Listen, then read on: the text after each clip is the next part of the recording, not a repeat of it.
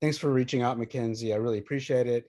Sometimes I'll do a lot of these shows and I don't really hear feedback. I just want to thank you for that. Yeah, you're welcome. Yeah. Thank you. So you guys, so I'd love to hear your story. It sounds like you were stuck in a bit of a belief system and you were able to extricate yourself from that belief system. It seemed like maybe it was possibly doing you some more harm than good. And I'd just love to hear, your story. Yeah, we can start with that. Okay, so I was trying to do this research project because I grew up in evangelical Christianity, and especially getting more involved in my college church community. I was experiencing some cognitive dissonance because I thought that the gospel of Jesus was supposed to be for everybody. And I was confused why it didn't seem to be as accessible to some people I was trying to share it with. And so I decided to do a research project to study how people come to different conclusions. I was like, okay, I'm going to study atheism. I'm going to study Catholicism. I'm going to study like different denominations and different religious practices so that I can understand how people know things. Because if I understand how people know things, then I can understand how to tell people more empathetically and more effectively about Jesus. Like if I understand how people know things, then I can help them know what I know to be true. Oh, that's really interesting. So you initially started studying other religions so you could be able to help people in other religions or other belief systems understand why yours is more objectively real and true. Yeah. And so and Mike, are you guys coming from the same place, the same religion? And maybe we should, if I do publish this, people are going to want to know how you guys are connected. So probably should talk about that off the bat. Yeah. So I was actually raised Mormon. I ended up leaving the faith when I was about 18. And then me and MacKenzie met doing a federal service program called AmeriCorps. I don't know if you're familiar with that at all. Sure. We were on the same team. And cool. MacKenzie ended up telling me about her research project. Yeah. And she had started talking with some Mormon missionaries before she had met me. Yeah. And then when she found out that I had been raised Mormon and that I was no longer religious, she wanted to know more about how I came to that place. And we eventually just started having these long conversations about religion and epistemology. And cool. Yeah, that eventually led to her deconversion process. So you were already out, and then MacKenzie, you were religious at the time, but a different religion. Mm-hmm. And did you talk to him initially because he was a person you'd want to get on board with what you believed at the time, or you just were generally curious about why he was no longer a believer in his religion? It's definitely like a both scenario. Like I really believed that the gospel of Jesus was still supposed to be for everybody, and I had all these feelings about oh, I wish he would have gotten the right gospel, and I want to be able to make this more accessible. Accessibility was a really big thing for me. I wanted to make it accessible to anybody, no matter what perspective they were coming from. And just a few months before this AmeriCorps program where I met Mike, I had started talking to some Mormons. They had reached out to me, and I was like, okay, this is the direction I'll take my research project, and I'll start studying the Mormon faith. I don't know anything about it yet. And so I thought that with Mike, it would be a really good opportunity to learn more about it. And halfway through our AmeriCorps year, he suggested hey, why don't you go to a Mormon church? And so we met some missionaries there. I started reading the Book of Mormon. I started meeting with missionaries pretty frequently. I have a friend whose mom grew up Mormon and then left the church when she was 30. So I got to talk to her, and she shared some documentaries with me. So I found this history podcast that was pro-Mormon, that I was trying to learn from. And it was really helpful for me to see how religious context can like seem to work, and people can have like fruitful testimonies and different things while still the religion seems like objectively false. Like I came to conclusions that it seemed that the Mormon church seemed false because of its history and scriptures and contradictions, and that helped me put the evidence that I found for my own faith in a new perspective of like being able to dismiss certain things that I counted as evidence previously. And that was like a really big, like kind of like zoom out kind of moment of like seeing how religious experiences convince people of certain things. It's not that the things that I saw that seemed correct in the Mormon church showed me that mine was wrong. It was like the things that like from like an evangelical Christian perspective, the Mormon church shouldn't work, but it did. And so if the evangelical church works, then too, like that doesn't mean that it's true, just because like there were facts that seemed like they pointed to the Mormon church being more objectively false. Well, let's back up then, if that's okay, because I'm really curious about your story, because to be quite honest, for every one person I talk to who's sort of done this kind of self-discovery and who's backed out of a religion, Mm-hmm. I mean, there's many, many, many more people who aren't able to do that, or don't do that, or for whatever reason, or maybe go even the other way, you know. And I always find it very curious. I mean, it was very fascinating when I do come across people who were strongly in a religion and they were able to extricate themselves from that religion, how they went about it and how they did it, because I think it seems to be pretty rare.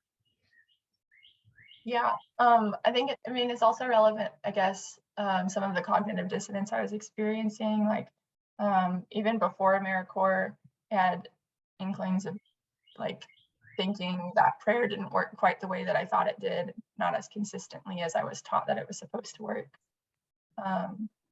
There's like, I don't know, it kind of like learning about another religious framework of like being the Mormon church, like that helped me kind of like zoom out and like have like a little bit more space to explore the cognitive dissonance. And also like the conversations with Mike gave me more space to experience that cognitive dissonance and process through it. I think a lot of so Mike was very helpful in that sense too, because Mike had gone through, you say, a deconversion process, and by that, what do you mean? Yeah, so I was a very, very serious and like, I guess, spiritual Mormon when I was growing up. I was in a very devout family, and I took it about as seriously as you could. And I think that's actually what led to me eventually leaving. It's because I was so like obsessed with figuring out, you know, what is true and what isn't true about this theology. Yeah. And when I was about 17, I started coming across some apparent issues with church history or contradictions within the theology. And there was about a year where I was only trying to resolve those issues, like within the context of like church approved sources. And like, it was the belief was true. I just had to find a way to like resolve it so that it made sense in my head. I wasn't actually like questioning it on a level where it might not be true. It got to the cognitive dissonance got to a point where I had to sit down and figure out what I believe, because I was about to graduate high school. And I don't know how much you know about Mormonism, yeah, you have to. But Mormon men serve missions at the age of 18. Right. So, and I was like, okay, if I'm going to go out and, you know, try to convince people this is true, I got to resolve these problems for myself. So it was Christmas break my senior year. I actually sat down at the computer and I read the Wikipedia page of the Mormon Church, which isn't even like antagonistic to the Mormon church. It's just a very neutral description of the church, but it's the first time I ever read about it from a source that wasn't like very pro Mormon. And just like reading through it in that neutral way, I was like, oh, this kind of seems ridiculous. And then I ended up deciding to look into more antagonistic material. And I came across this thing called the CES letter. I don't know if you've ever heard of that. It's this long expose of the Mormon church. And I got like halfway through that, and I completely lost my faith. It was over at that point. Interesting. So you were able to investigate it. And I just, the same thing when a question I asked MacKenzie, I'll ask you, because I would imagine you're not the only person of the Mormon faith who had these questions you had and aren't able to resolve these certain things in your mind that seemed contradictory or paradoxes maybe. Mm-hmm. What was it about you, or what your situation, or how do you attribute that you were able to make some of these changes in your major belief systems that it's just rare, I think.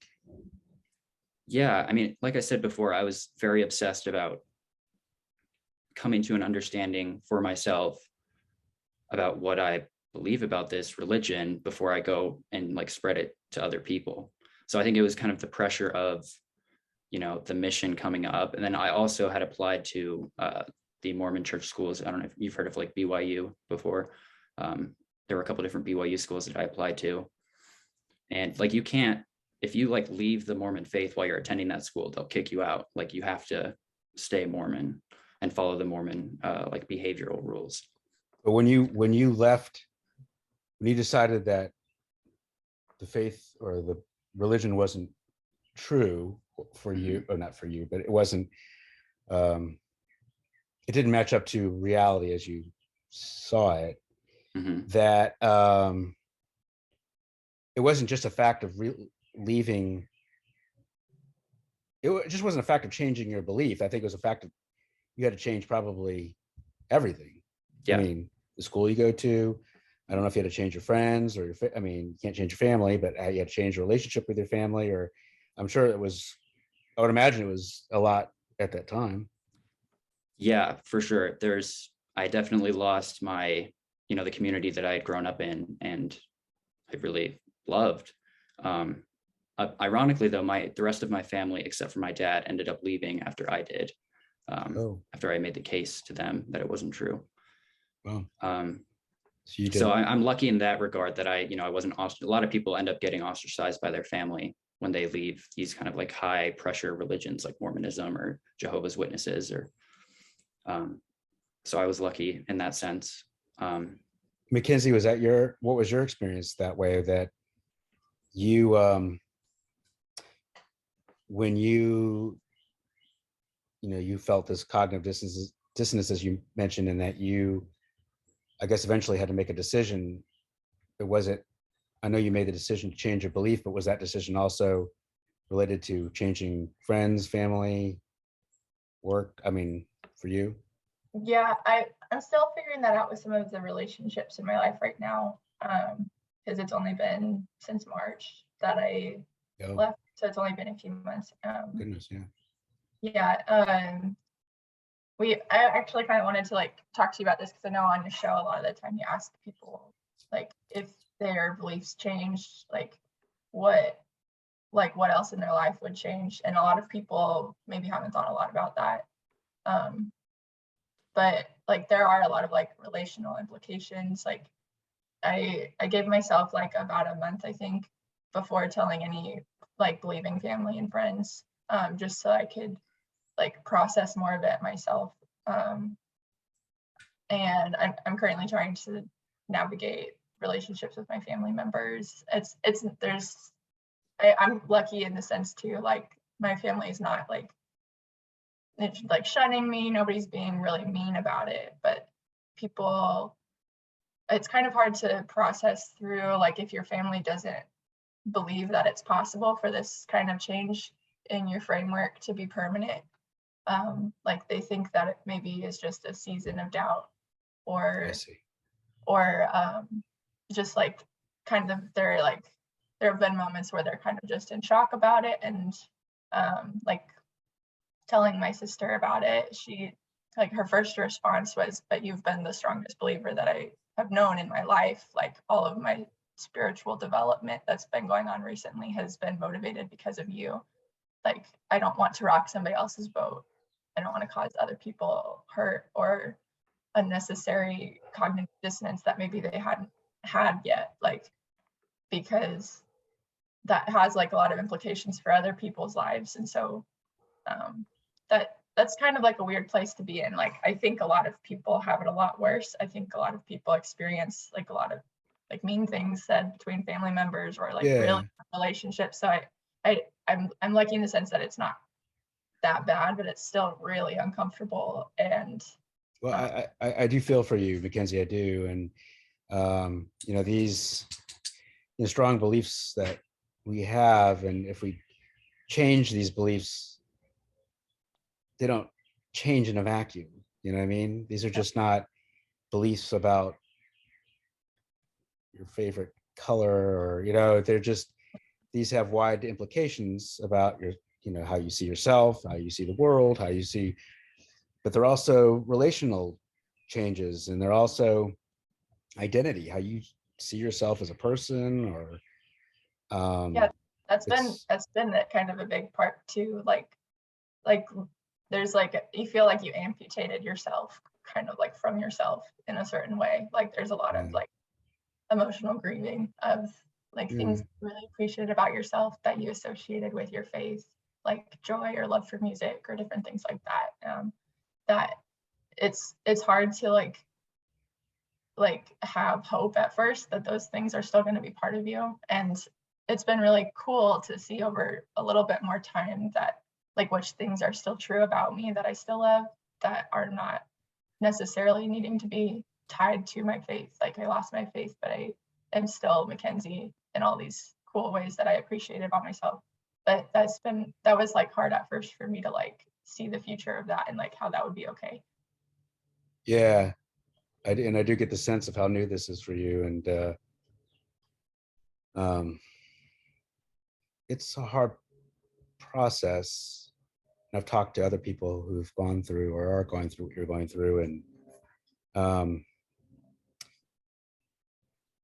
you know, and when I practice street epistemology, I do try to keep that in the back of my mind, that I really want to know the purpose of the belief and what it serves for them, that person to have the belief. And I like to ask the question, how important is it for you to believe in things that are true? I think most people will say that it's very important, but I think when you get down to it, I think a lot of people hold on to beliefs not because they necessarily believe that they're objectively true, but they believe, well, they serve a purpose, and they serve some kind of bond with another person, or they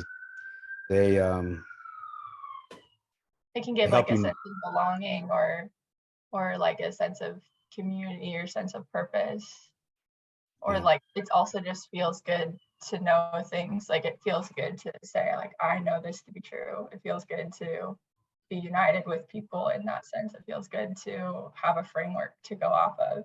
It feels really uncomfortable to be in uncertainty and to be like, I don't really know how to answer all these questions that biologically I want to be able to answer.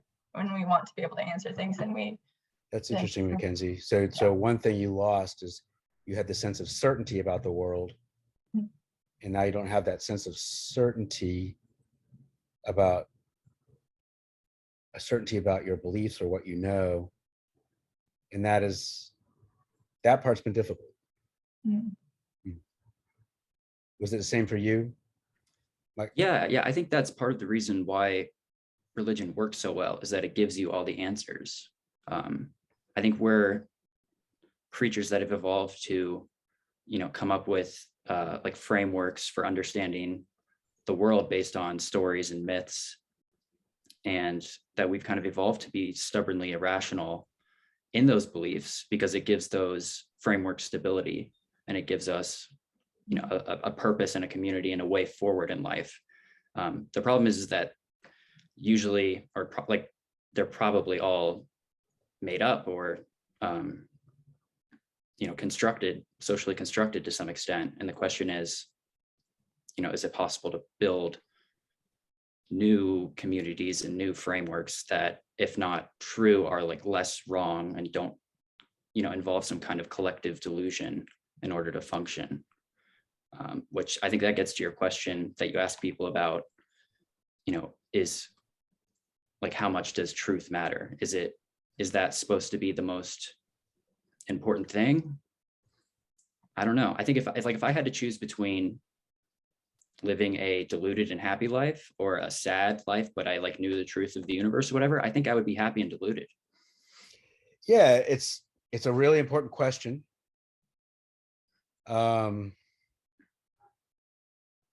In that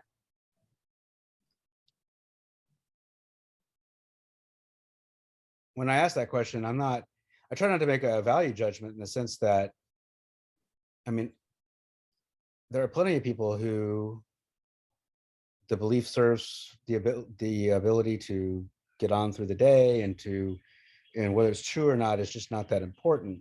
And I want to respect that. I do. I think we can have beliefs for all different reasons, and I don't pretend, you know, I know my situation in my life, and I don't pretend to know other people's situations, and I don't want to, you know, if that belief is used as, you know, the major support structure for, you know, literally getting through their day, I don't want to remove that support structure, and I don't want to be involved in changing the confidence level of that person's belief unless they explicitly say that, no, I really want to believe in true things. And not that I have the answer of what's true or not. I don't, of course, but but I don't mind helping other people think about those kind of questions. We were kind of actually hoping on this call that you would have all the answers for us. Yeah. No. Do you have any beliefs that you would feel comfortable defending to a street epistemologist? Do you have any like really strong held beliefs? Yeah. So I find that fascinating for someone who makes this their hobby. Like, does that leave them in a state of just complete uncertainty about like all of the big picture questions in life? Or I'm just curious to see how you'd react. Yes, that's an interesting question. I'm okay not knowing. You know, I do think about that kind of stuff. I do think probably more about big question issues. I probably think more about dying and death than most people do. But I don't but that stuff doesn't bother me, and I'm okay not knowing. And some of the things I wish I could know, and it's a matter of probably the time we live in, and there's a lot of gaps in our knowledge, and it'd be so cool to live, you know, maybe 500 years from now, and we'd know so much more and things like that. But I don't, you know, when I practice street epistemology, there are things I need to hold as a premise in order for me to practice it. But the premises that we work under as street epistemologists, they're not these huge things, and I could very well be wrong about these things, in which case what I'm practicing is incorrect, and if that turns out to be true, I think I'm okay with it, and I'll do something else. So the premises are like about like the utility of street epistemology then, or?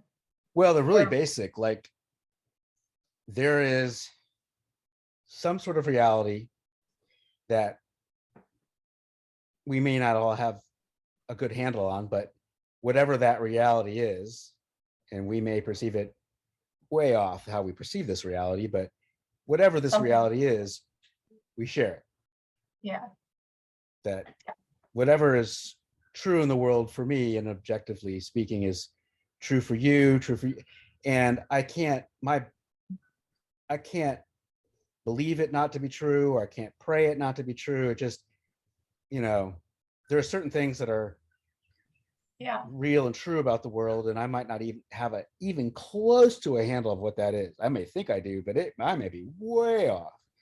But regardless, whatever, if I am, we're all sort of equally way off, or we're all just tied into that thing, whatever that is. That's one premise. And it goes along with that premise is the fact, whatever that is, there's some guiding laws, physics, whatever you want to call it, that work the same for everybody. Logic, whatever. Yeah, it just, and that's, I don't know if there's other premises, but that's the ones I work off of. And it'd be interesting if I'm wrong about it, and we're just all brains in a vat, and I have my own reality, and I'm just, but yeah. That makes me think of like, I know you always ask people, like you said, like how important to them is it to believe true things. If believing true things is really important to somebody, does that mean they ought to just be intentional about what they believe as true to make sure that the true belief that they do hold is actually true? Or does that mean they should focus more on avoiding false beliefs? Say it again. That's just interesting.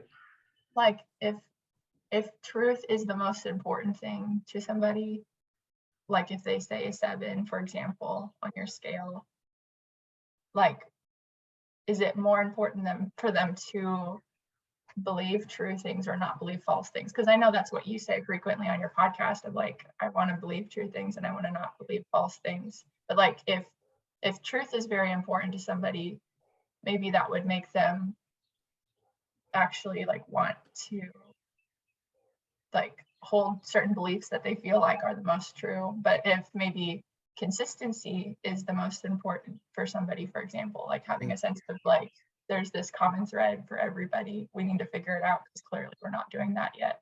Like that, then maybe they would, if they really like studied it for a long time and thought a lot about that number, because of course everybody wants to say 7, like most people like want to say 7, like of course I want to believe true stuff, but like what actions does it actually lead you to do to like focus more on believing true things or not believing false things? Yeah, right. And I think you raised a lot of interesting points, and I think one thing I talked about is I do like to respect people when if it turns out that they would rather believe false things that are comforting or serve some purpose, and they don't really want to know what's necessarily true. And I respect that. I try to respect that as for an individual. But then, and tell me what you guys think about this. I think for a society,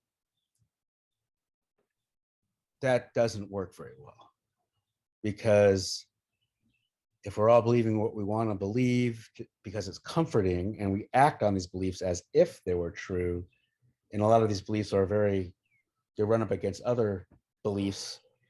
And it's part of the reason why I do this is I think we get ourselves into just some really bad societal problems. What do you guys think? You can go first, Mike, if you want.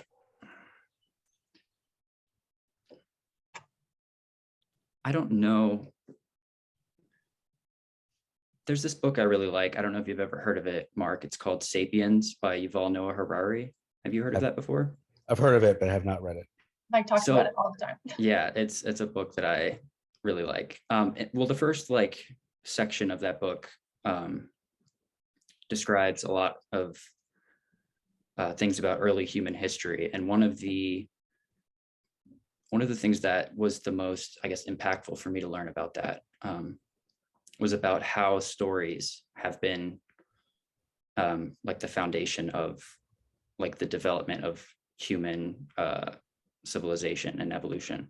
So he talks about this how there's this like a troop limit for primates that is around like 200 individuals. Okay. And that humans were the first primates to ever transcend that troop limit when we developed language and the ability to tell stories and build myths. And that these stories became the imagined orders that allowed us to cooperate on massive scales. And so the implication of that is that we're humans, like we're beings that have evolved to cooperate and function by believing in these common stories and myths, whether that's religious or political or whatever. And so, so it's not so much whether it's true that we're believing in, it's more important that we're all, whatever that is, we're believing is, it's the same thing. Well, that would allow us to probably cooperate better. I mean, if it's not true, it's vulnerable to reality, threatening to deconstruct it. But I guess my concern is if we begin deconstructing these social beliefs, like what is going to like keep us together as a society? Like, I don't know what society would look like if we all kind of stop believing in all of these kind of like collective constructs, if that makes sense. You mean like religious collective constructs? Yeah, or any type, like any type of social, political, religious constructs, these like imagined orders that we have like built our society on.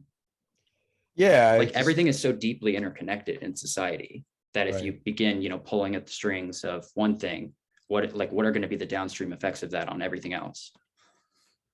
Yeah, you say some really interesting things. I know, like, there's arguments from an evolutionary standpoint that, how beliefs have evolved has really been irrelevant to whether the beliefs reflect anything that's, objectively true or based on reality. They're clearly not, because there's so many different ones. There's like 400,000 religions or something. So. Sure, and that we've evolved to have these beliefs because for whatever reason they just help us survive and help us cooperate. Yeah, cooperate and and just the act of having these sorts of beliefs, whether they're true or not, they could be false. But if the belief helps you move on from generation to generation and propagate the species, then the belief has definitely served, the beliefs and how we form them have definitely served their purpose. Right. Yeah. Right. Yeah, I know, it's an interesting question. And I've wondered if that's why we sometimes find ourselves in situations we do, is that we're wired to believe in things that are helpful maybe for our in-group and not necessarily helpful if you want to know what is objectively true, if that's what you want.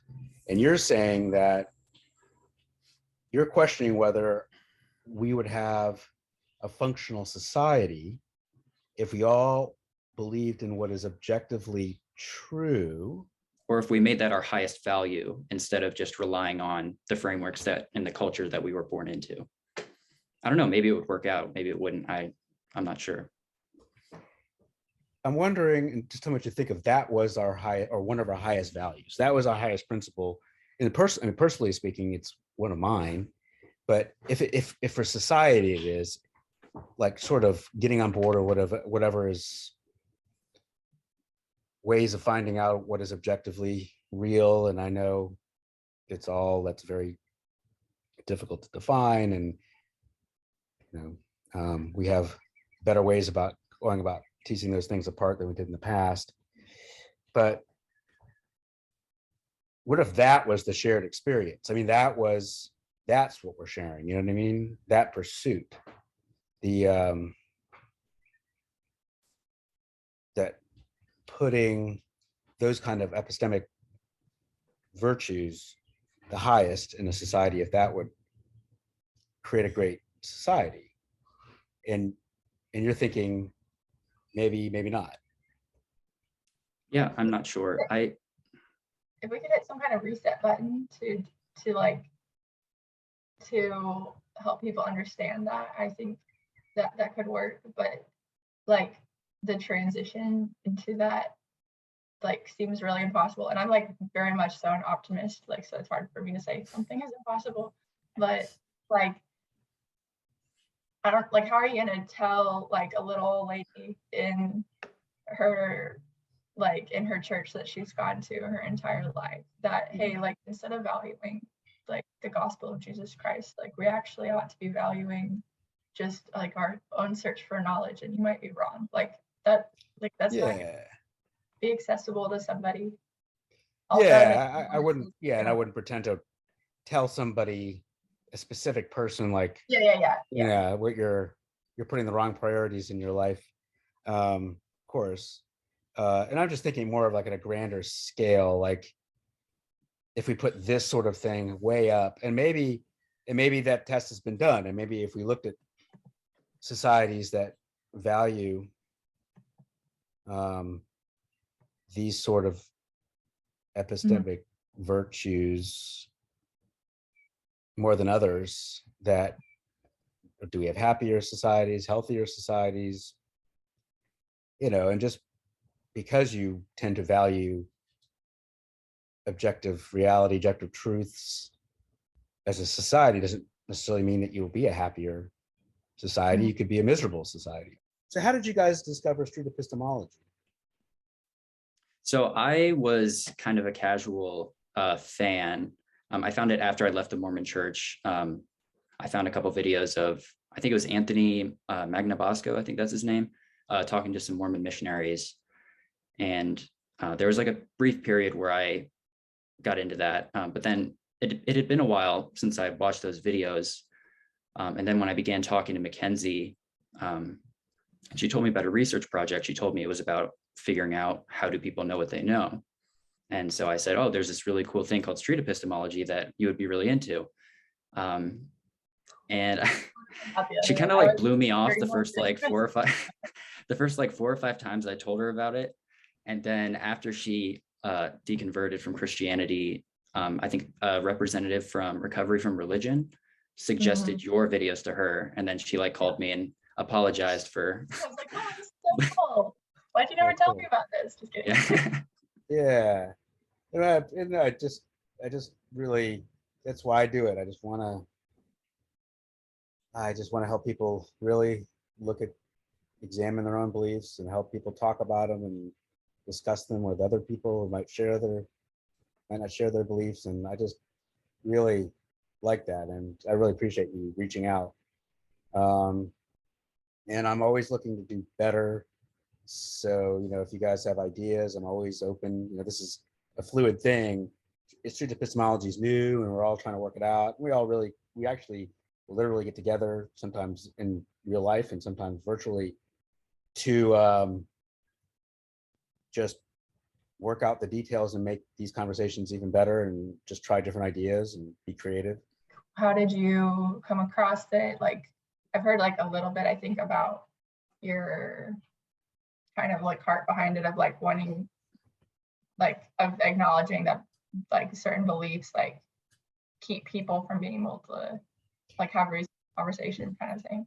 Yeah, no, it's a good question. And the way I've talked about it is it was around 2016 and it was right after the election, and I was kind of concerned that we had two halves of our society that believed in wildly different things that were in many cases contradictory, and I think it was getting ourselves into trouble, and it had gotten so bad, since then it's gotten worse, unfortunately, but at the time it was bad. And then we couldn't even sit down with each other and talk about it.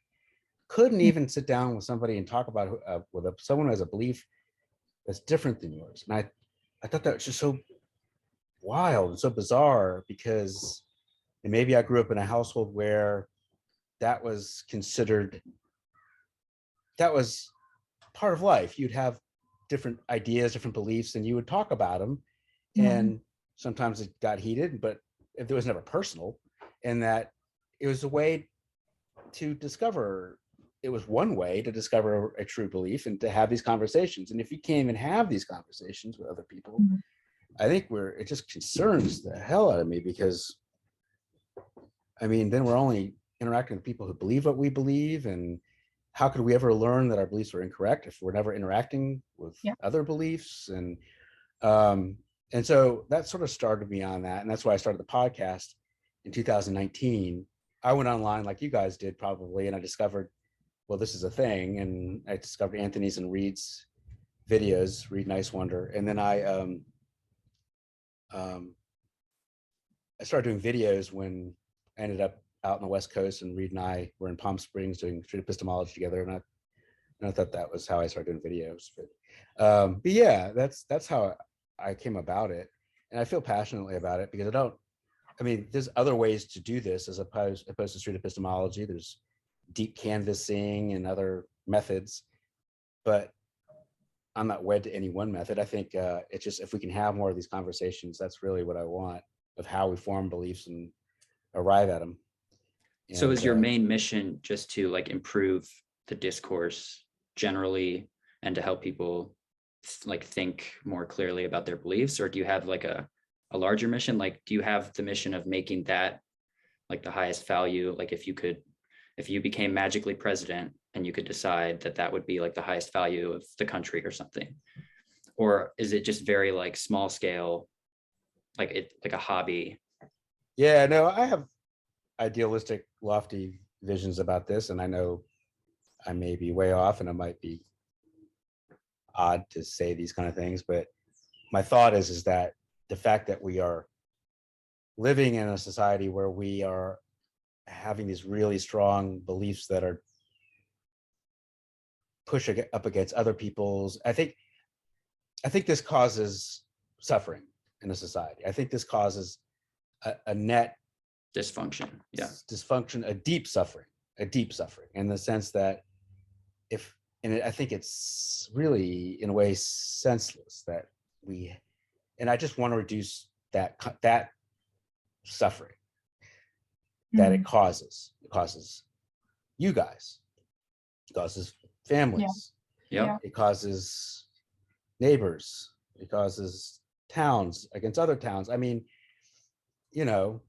you guys understand how your belief, the fact that it just seems to be different than someone else's belief that that in this of itself is a problem. Yeah. We have this idea that we've been brainstorming, because we've both experienced like the difficulties of when you change your belief, like there's a lot at stake with particular beliefs, like especially religious ones, like because you can like have relational implications and lose your sense of belonging or lose your like framework and certainty. And so like since community is such a big part of that, like I was thinking how it like really stinks how when you change your belief, like you're risking losing your community to whatever extent. Some cases it's worse than others, but it never is going to feel good. Like, yes, I get out of this community that's been giving this positive sense of belonging. Like, right. So it would be cool if there were intentional communities or intentional organizations, and these exist out there too. Like I've been like learning about a few different examples, but it would be cool if there were more things like that, like an organization as intentionally structured as a church, for example, but that's united not by a religious belief. That offers you what a church would offer you, but not the supernatural component. Yeah, so that somebody could change their beliefs as they reasonably saw fit without having to put up reasoning blockers to protect themselves, like put up these protective mechanisms to keep them in their belief. Like there could be like, instead of like a Sunday sermon, it could be like a weekly Sunday evening TED Talk. And instead of what do Unitarians believe? Is that I don't know if that's something that's akin to what you're saying, and maybe you need to have a belief in a being, supernatural being, to be Unitarian. I don't know. Don't take. I honestly don't know. I know. I don't think it's not necessary. They have different congregations for like, they have one, I think that's specifically for people who hold religious beliefs, and there's like a secular congregation. There's different services. Yeah. So they're pretty open to anyone with any belief about anything. Yeah. Yeah, I just didn't know if that was an option, or because I get it. There's a hole left in your life where the religion was, and you want something to take its place. And is that, I know you said that the hardest, did you say that the hardest part was the uncertainty, but how does that rank with not having this kind of community, MacKenzie? I don't know, like when, like, so my timeline of like, my college church community is really important to me. I graduated in 2020 in December, and then I did AmeriCorps for all of 2021, which was traveling to different places. So I moved out of my college church community physically, like moving addresses in December of 2020. And then I was away from that community, but like connecting with them, like staying in touch with people. And so like I was already like losing them to a certain extent before like leaving my faith. But then there's like a lot of uncertainty of like how those relationships will continue to change from here on out though. What's been the most positive thing about your journey so far? Being able to look at things with fresh eyes, like being able to just like decide for myself and not feel like I'm wearing like a cheerleader suit of a certain framework, like already, like, okay, I'm supposed to convince myself how to make this fit my framework. Like I don't have to do that. Like there's so much freedom from the cognitive dissonance of like, well, this is supposed to be true, so how can I argue this? Like I was watching a video about abortion, and somebody was presented with an argument, and they were like, oh man, how do I have to argue against this? How can I figure this out? Like, and they were like praying for like an answer to answer this person back. Like the thought did not occur to them that they could be wrong about it. Like it was just automatically, I need to figure out a way to explain away this kind of thing. Like I don't feel like, and I'm not trying to get into all these like other topics because I'm still figuring them all out too. And it just, but like just the freedom to be able to think like more localized maybe about certain things, like it doesn't have, like not everything has to fit under this umbrella of the Bible is true, or not everything has to fit under the umbrella of prayer always works unless you do these like specific things wrong. Like I can just objectively see, is this the pattern that I'm seeing, or is this not the pattern that I'm seeing, and just like make choices from there. Yeah. Well, let me ask you this. Let's say you were given a magic wand, MacKenzie, and you could wave it. And by doing so, you would go back into your faith without the cognitive dissonance. You would just be back and with those relationships you had and the certainty that you had. Would you wave that wand?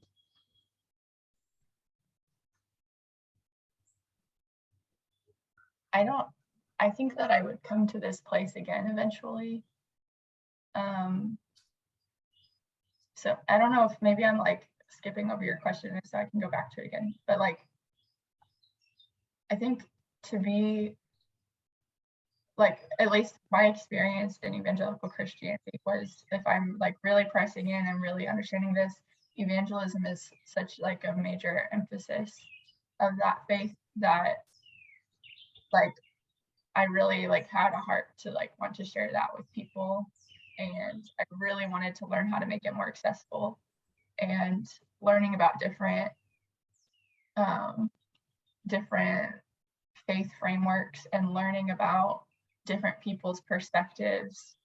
Like I learned so much that people have good reasons to believe what they believe, not necessarily true reasons all the time, but people like have reasons of how they got to their belief or why they hold them, even if it is a sense of belonging that it's giving them, or if it like, no matter how they would articulate that or what nobody's believing things that they don't actually believe. Like they may be deceived about certain things, but they really do believe it at that time still. And it bothered me that I couldn't replicate what I thought was supposed to be replicable to people. So I think I would come to that conclusion again if I were a believer. But the way you answer the question is if you take away your cognitive dissonance, take away, put you back into that situation, who you are as a person and how you seem to know things and how you go about your epistemology, is that you would eventually get to the same place where you're at now. And that actually makes some sense to me. Yeah, I would still have cognitive dissonance, and I would be suppressing it in certain ways. I would say, okay, this friend that I really care about is in my church who's struggling. Like I see them struggling, I see them humbly praying and like wanting like freedom from their depression or freedom from what they're going through, but that prayer experience is not working for them. Maybe this isn't the correct framework. Like I think I would still eventually come to those kinds of conclusions because certain things in my environment didn't fit the framework, but I was like just trying to dismiss them, or there's so many people in that community that were trying to help me dismiss them or explain them away. There's like too many seeds of cognitive dissonance that I think would still eventually grow into a deconstruction process. Mike, how about you with the same question? Yeah, I take this question very seriously. There are definitely days where I wonder if my life would be better and happier if I were still in the Mormon church. The loss of community and purpose has been difficult for me to handle. But I also think we should say that for a lot of people have a really negative experience in their religious communities growing up, the LGBT community in particular, and leaving religion is usually very liberating for a lot of people. And that varies person to person, but so it's not that these belief systems are all good, but for me personally, I do wonder if I would be happier if I were still religious or if I had that kind of community or purpose. I don't know. Those are really fair responses, guys. And I think it's truly my pleasure to talk to you guys because I think what you've gone through is really rare. I think it's just for every person like you, MacKenzie, like you, Mike, have gone through this. There's so many people who, once they are in a belief system, that belief system becomes unfalsifiable for them. Right. For whatever reason, they can't show themselves it's incorrect if it happened to be incorrect. Can I ask you a question, Mark? Of course. So as we're like on the topic of kind of like, would it be easier, or like what, like if you could go back, would you go back kind of thing? Yeah. Or would it work to go back? That's kind of relevant to the topic of like talking to people about the deconstruction process. Because like with the loss of community or with changing relationships in your life with believing people,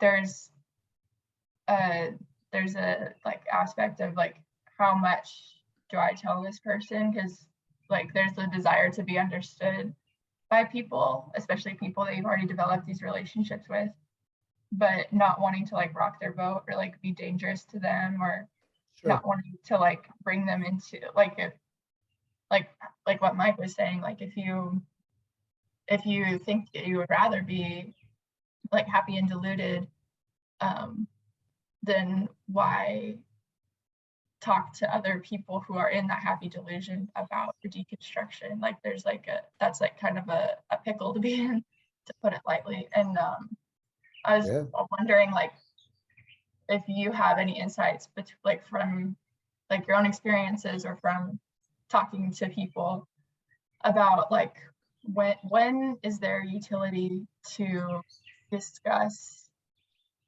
this kind of transition, or like the idea that like that you perceive that somebody may be wrong, or that you perceived that you are wrong, even just to keep it more like personal, like because sometimes it can cause like hurt relationships between you and that person if you can't agree, or sometimes it can cause somebody else to buckle down, and maybe their unreasonable beliefs. Is that wise? Is that ethical? Like, or like when you might change somebody's mind and it's going to cause repercussions in their life, like, and to some extent, like you're choosing that for them, or like you're choosing to expose them to that, and maybe they don't know what they're getting themselves into, like, and a lot of that like comes with like a little bit of arrogance, as if you would even have the possibility to change somebody's mind. And that's not up to you, obviously, like, but it's up to you whether or not to engage with them in those conversations. Do you have any insights or thoughts on that? Yeah, I mean, gosh, that's such great questions. And I think in great points, and for every reason, every point, every question in that question that you have, pretty much that's why I practice street epistemology, because I can have these kinds of conversations in a non-threatening way. And I think, as you know, I can have a lot of these conversations, and by the end, the person has no idea what I believe about what they're talking about. None, unless they directly ask me. And I'm just asking questions. I'm just asking questions. And people love to answer questions. Most people do.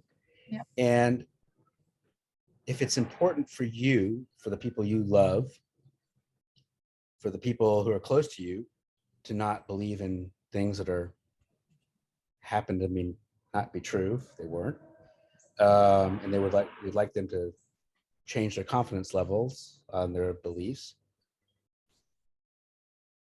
telling them what you believe doesn't seem to work.